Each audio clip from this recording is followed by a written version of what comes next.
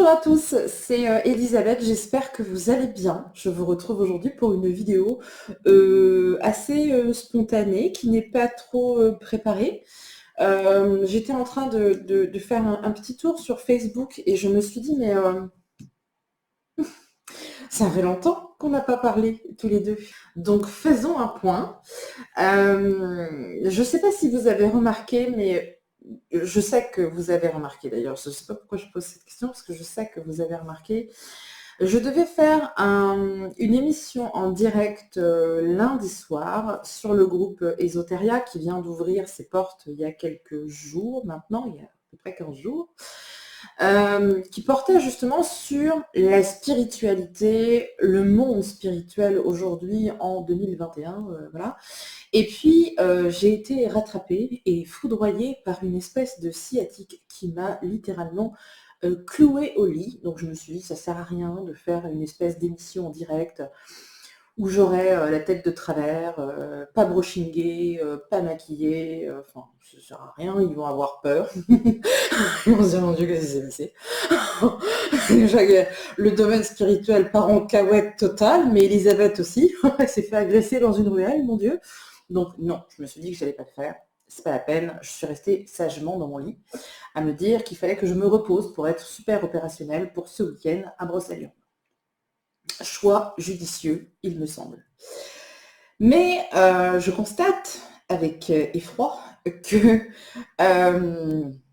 c'est passé un truc quand même. Je vais m'expliquer, hein, je vais y venir, mais c'est pas préparé, donc c'est spontané. C'est comme ça, je suis comme ça. Fin 2019, si je dis pas de bêtises, ouais, fin 2019, on avait subi, pour les plus sensibles d'entre vous, on avait subi des vagues comme ça énergétiques, et je crois même qu'à l'époque, j'avais fait des vidéos là-dessus, où je demandais qu'est-ce qui se passait, parce que les gens étaient très énervés, très agacés. Je pense qu'au niveau manque de savoir-vivre, manque de savoir-être, on est à l'apogée totale. Je sais que toutes les professions qui sont en lien comme ça, direct avec le public, me comprennent. Et ils se disent, mais t'as raison, je sais. Il y a vraiment un vrai problème, mais global, hein, dans tous les milieux, dans tous les domaines, dans tout. Et j'avais fait une vidéo comme ça à l'époque, il me semble. Il faudrait que je regarde, mais comme je n'ai absolument pas de mémoire, il faut que je fasse des recherches. Soit.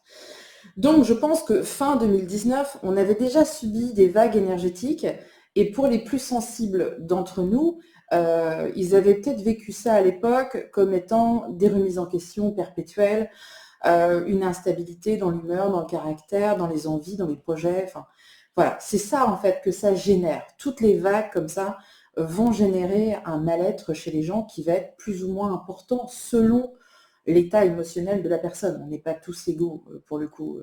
Là, selon les difficultés qu'on traverse, bah, ça peut être juste une petite vaguelette ou alors ça peut être un tsunami selon votre état de l'instant.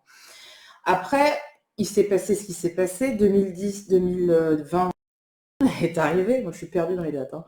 2020 est arrivé avec le Covid, on ne va pas en reparler, on sait que c'est encore là. On a subi ce premier confinement, ça a été encore des changements au niveau énergétique qui ont été très intenses. Si vous êtes sensible aux énergies, je pense que votre année 2020, vous avez dû penser que vous étiez complètement bipolaire, c'est ça.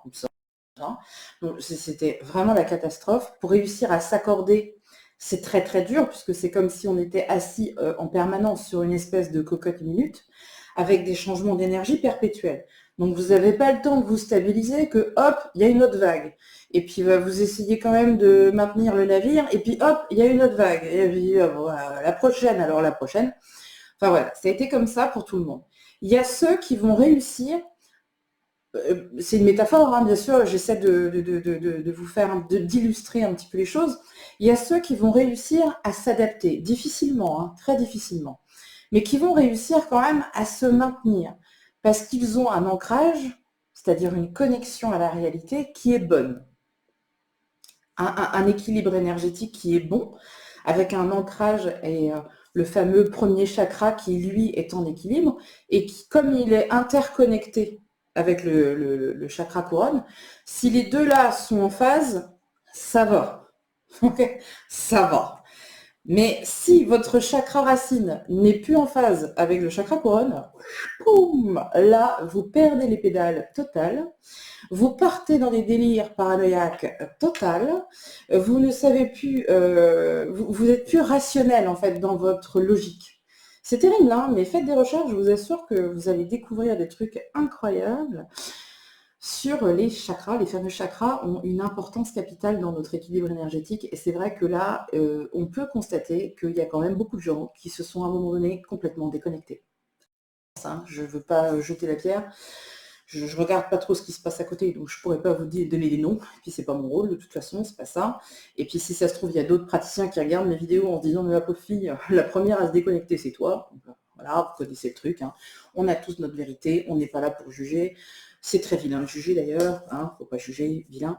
Mais bon bref, quand on regarde enfin, un état des lieux, il suffit quand même d'avoir un minimum de sens d'observation pour constater qu'il y a quand même, on a perdu des gens en route là. Il y a quand même, il y a eu, je sais pas, il y a eu une échappée, comme au Tour de France, qu'il n'y a pas eu. Il y a eu, je sais plus, enfin bref. Voilà, il y a quand même eu une petite échappée. On a perdu des gens en route qui pensent être persécutés par les extraterrestres, le gouvernement.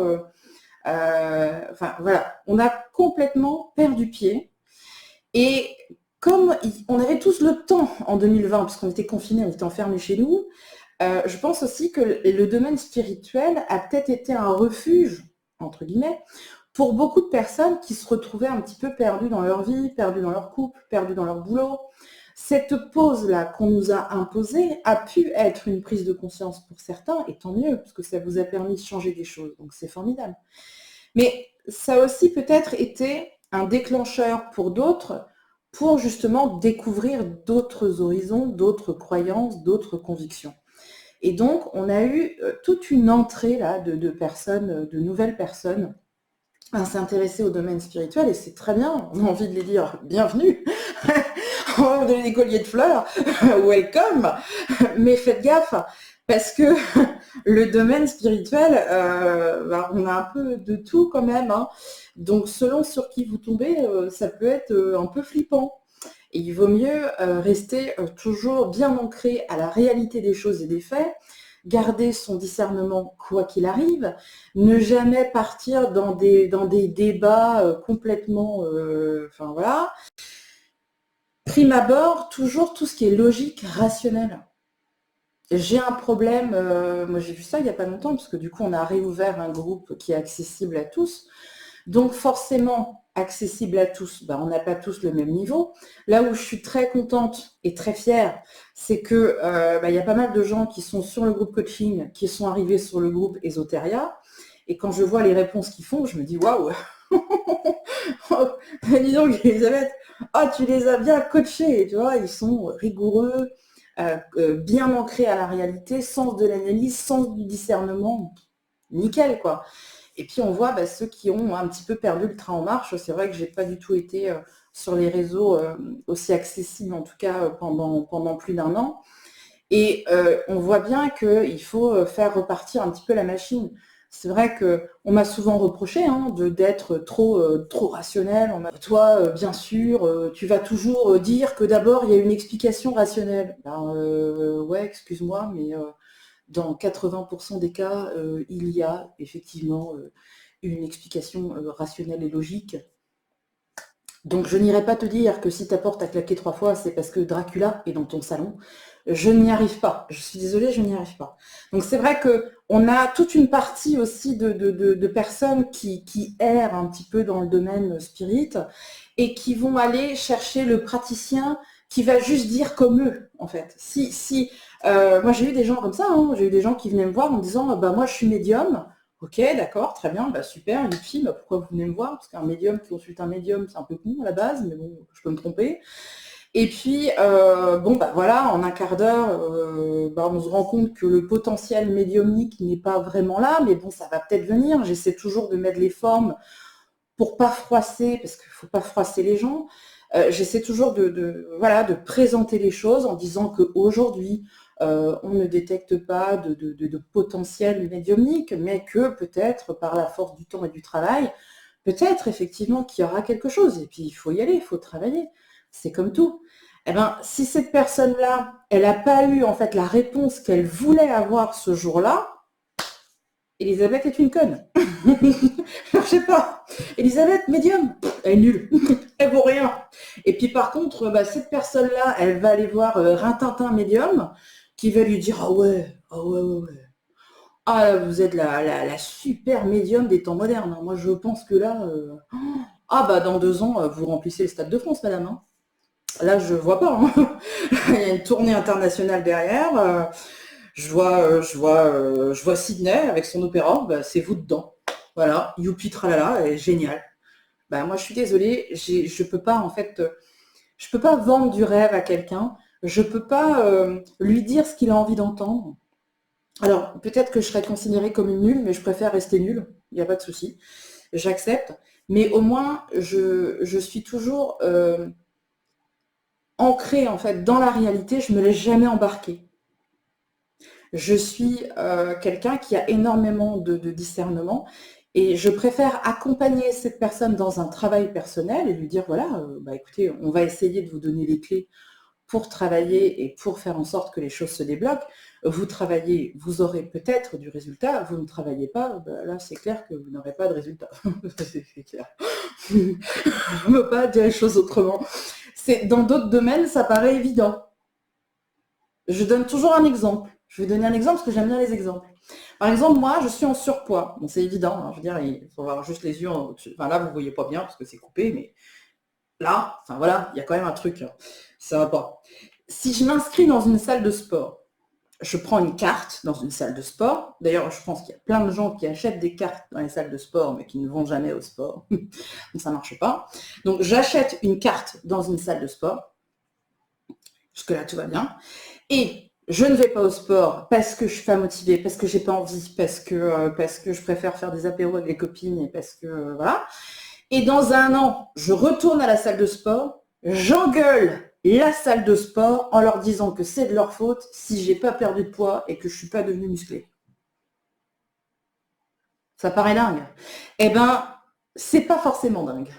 Non, c'est pas forcément dingue parce que je pense que les gens aujourd'hui aiment bien entendre ce qu'ils ont envie d'entendre.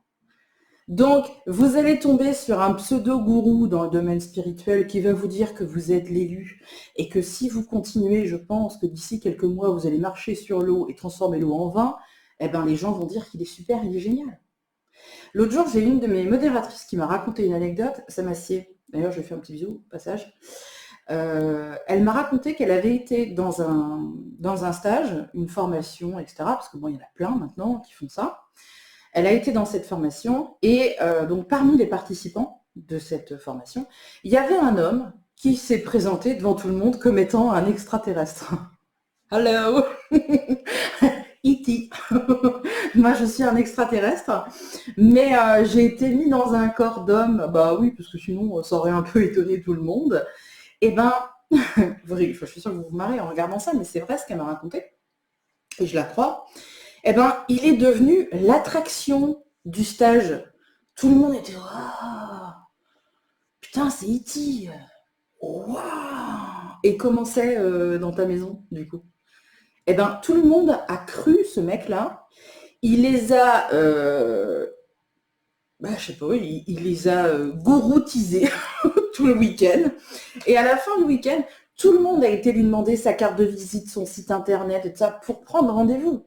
Donc ça montre en fait que les gens, tu leur dis bonjour, je suis un extraterrestre. Ok, ok, pas de problème. Ok, écoute, moi je suis martienne, ouais, j'ai été enfantée par la Vierge sur Mars directement parce qu'elle fait un voyage astral. No problemo, viens avec nous. Qu'est-ce que tu es, toi? Tu es mort, petite? Mais il n'y a pas de souci, viens. De toute façon, plus on est de vous, plus on rit.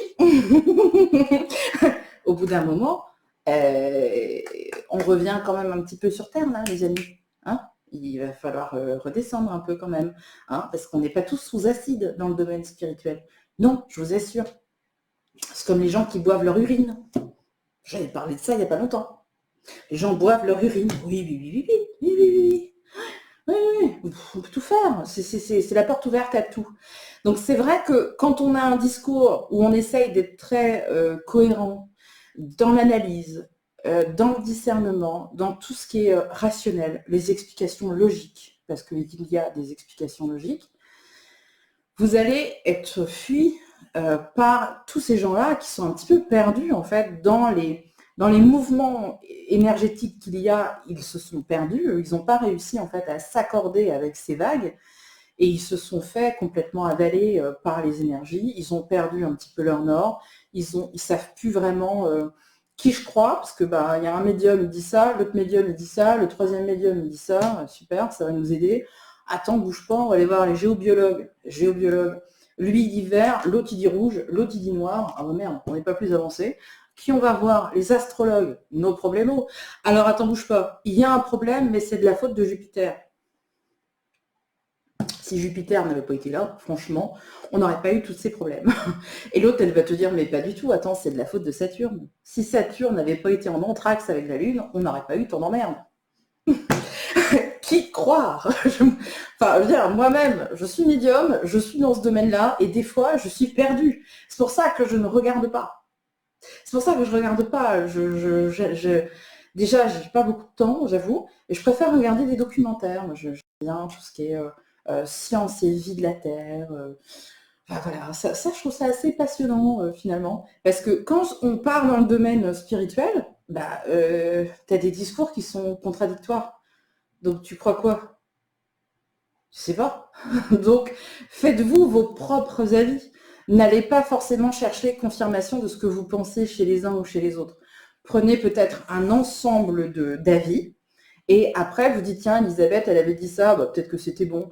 Puis tiens, il y avait machin, il avait dit ça, bah, peut-être que c'est bon aussi. Et puis peut-être que ça, c'est pas mal non plus. Mais ne prenez pas toutes les infos tout cuit dans votre bouche en vous disant, mais ouais, mais attends, bouge pas, moi je suis Dieu, quoi. T'as un verre d'eau? No problemo. Qu'est-ce que tu veux comme vin? Nico. Essayez de rester ancré dans la réalité des choses et des faits.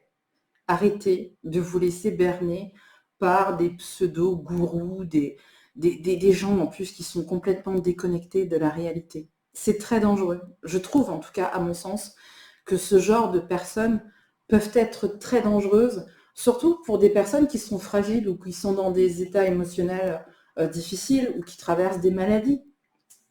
Des gens qui sont vraiment affectés et dans des états de faiblesse. Si vous tombez sur des gens comme ça, mais vous allez plonger dans leur délire et vous allez certainement perdre beaucoup de temps et encore pire, beaucoup d'argent.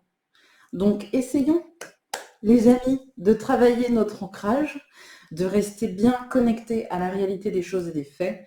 Travaillez absolument votre chakra racine. Vous trouverez plein de choses sur YouTube pour travailler votre chakra racine par la méditation. Ça passe aussi par le jardinage, toutes les activités où vous êtes debout, les activités qui sont en plein air. Ça vous fait travailler cet ancrage, la connexion à la réalité. Et puis travailler aussi cette espèce d'alignement que vous avez en vous, qui est là, qui est naturel, et vous pouvez tous le faire. Vous n'avez pas besoin d'aller prendre un rendez-vous chez énergéticien, magnétiseur, etc. Vous pouvez tous le faire. Il suffit de faire quelques petites recherches sur Internet et d'adopter, je dirais, des habitudes de vie qui sont tout à fait logiques.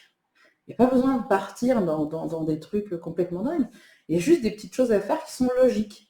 Et puis, écoutez aussi votre entourage. Alors, je sais que dans le domaine spirituel, très souvent, on ne se sent pas compris de l'entourage. Je suis tout à fait d'accord avec vous.